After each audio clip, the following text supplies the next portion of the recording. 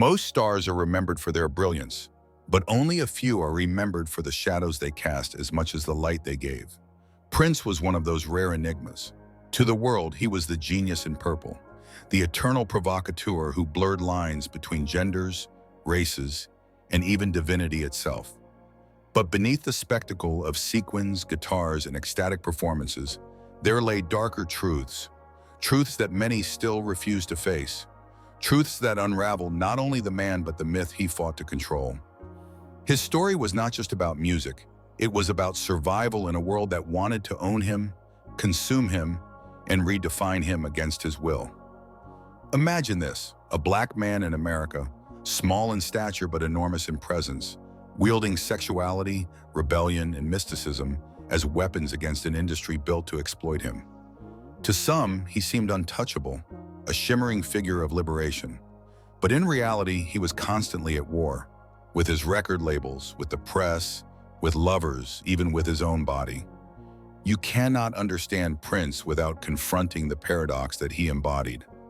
The godlike genius who also lived in deep isolation, the man who wanted freedom, yet constructed walls so high no one could truly reach him. His life was a stage, but behind the curtains, a battle was raging. The first dark truth is power, not the power he held, but the power that was taken from him. Prince's war with the music industry was not just an artist's rebellion against corporate greed, it was the modern-day story of a black man fighting ownership of his very identity.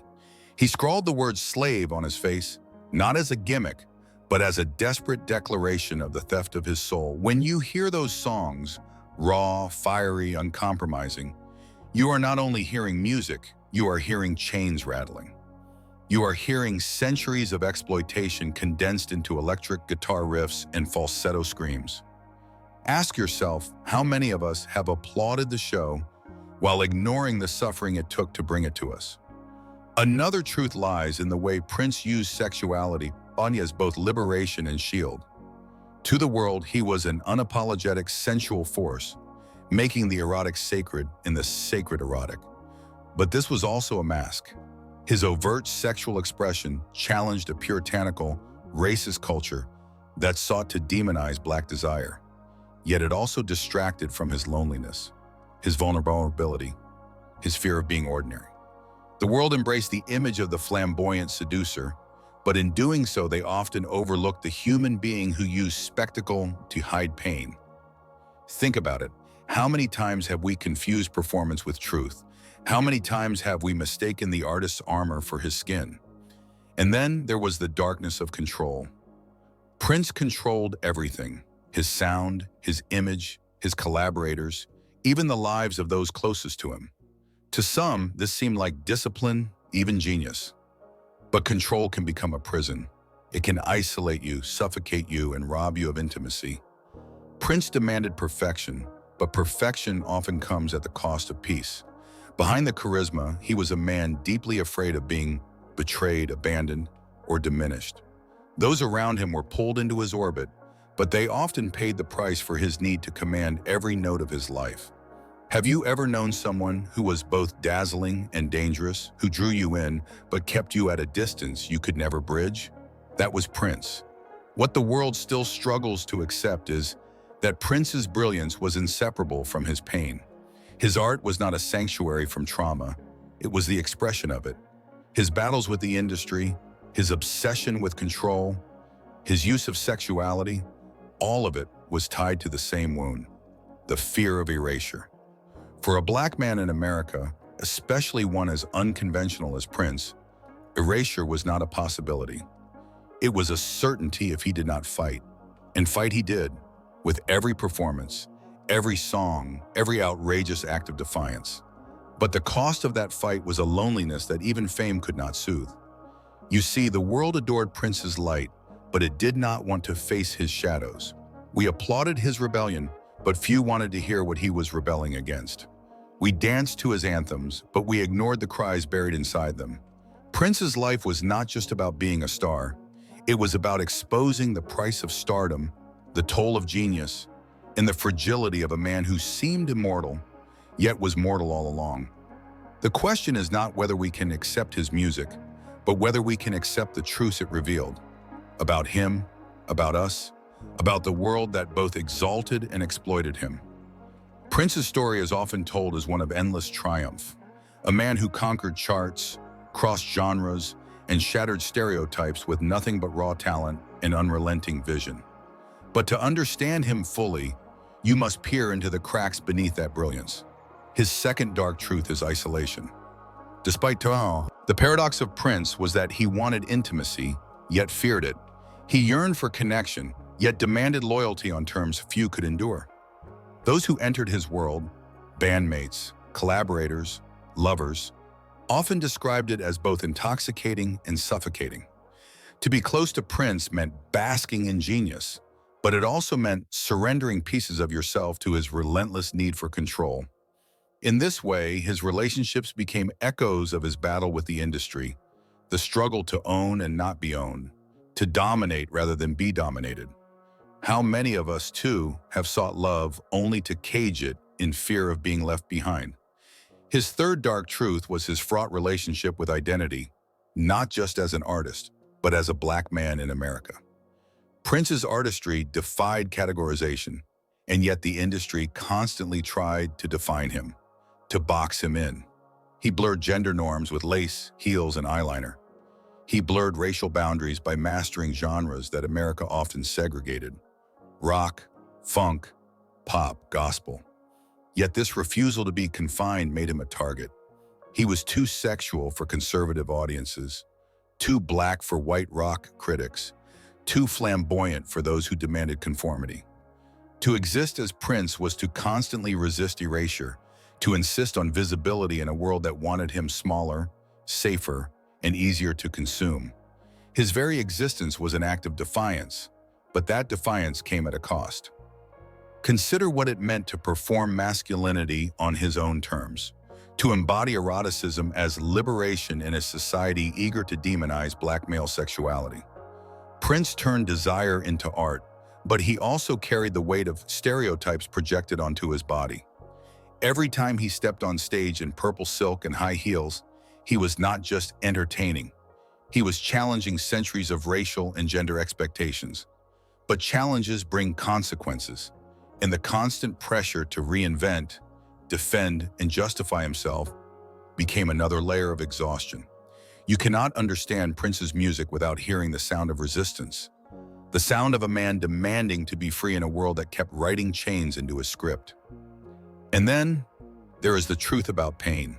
Prince's physical struggles, often hidden from the public, shaped his final years. His performances were legendary for their intensity: guitar solos like lightning, dance moves that seemed superhuman, energy that seemed endless. But behind the curtain, his body was breaking. Injuries and chronic pain began to shadow his brilliance, and with them came the whispers of dependency on the very substances he had once condemned. It is here that the myth of invincibility cracks the most. For the world, Prince was eternal, a man who could bend sound, image, and even time to his will. But beneath the myth was flesh, fragile and aching. The man who once seemed untouchable was as human as anyone, and perhaps more vulnerable because of the perfection he demanded of himself. You might ask, William, why does the world resist these truths? Why do we cling to the myth instead of facing the man? The answer lies in the way we treat all legends. We do not want them to be human because their humanity reminds us of our own fragility. It is easier to worship than to witness suffering. It is easier to dance to Purple Rain than to acknowledge the storm that birthed it. Prince, like so many icons, gave us what we wanted: a fantasy of endless creativity, desire, and power. But what he needed was understanding, compassion, and freedom. Things even his fame could not secure. When you think of Prince now, what do you see? Do you see the sequins, the guitar, the ecstasy of performance? Or do you see the man behind it, the one who fought the music industry, battled loneliness, and carried wounds deeper than most could imagine? To love Prince is not just to love his art. It is to face his pain, to accept the darkness that made the light possible. And that is a truth the world has long refused to accept. The final truth about Prince is legacy, and it is perhaps the heaviest of them all. When he left this world, he did not leave behind just music. He left behind questions, battles, and contradictions that still haunt his name. His vaults brimmed with unreleased songs, secret recordings, hidden treasures the world has yet to fully hear. Why did he withhold so much? Was it perfectionism, control, or fear that the world would misuse his art? In truth, his vault is a metaphor for the man himself, vast, impenetrable, and filled with mysteries that resist easy answers. But legacy is never only about what is left behind. It is about how the world chooses to remember. And here lies the darkness. Prince's story has often been polished, simplified, and stripped of its complexity. The industry that once tried to own him now packages his genius in neat collections, glossy tributes, and sanitized documentaries. The danger is that the truth, his struggles with identity, isolation, control, and yet, within this dark truth lies a paradox of redemption. Because even in death, Prince remains untouchable in ways that matter most. His refusal to conform, his insistence on ownership, his embrace of contradictions, these have become his final victory. Younger generations look to him as a blueprint for authenticity, for the courage to exist beyond boundaries of race, gender, and genre. His truth was never meant to be easy. It was meant to be liberating. And though the world may resist the darker chapters of his story, those chapters hold the keys to understanding why he mattered and why he still matters. Think about it. What does it mean to live so fiercely that the world can never put you in a box even after you're gone? What does it mean to carve freedom out of an industry built on chains? To turn desire into art when society calls it sin? To stand alone, yet still change millions of lives? That was Prince's true revolution. He forced the world to confront itself, and in doing so, he offered a kind of mirror.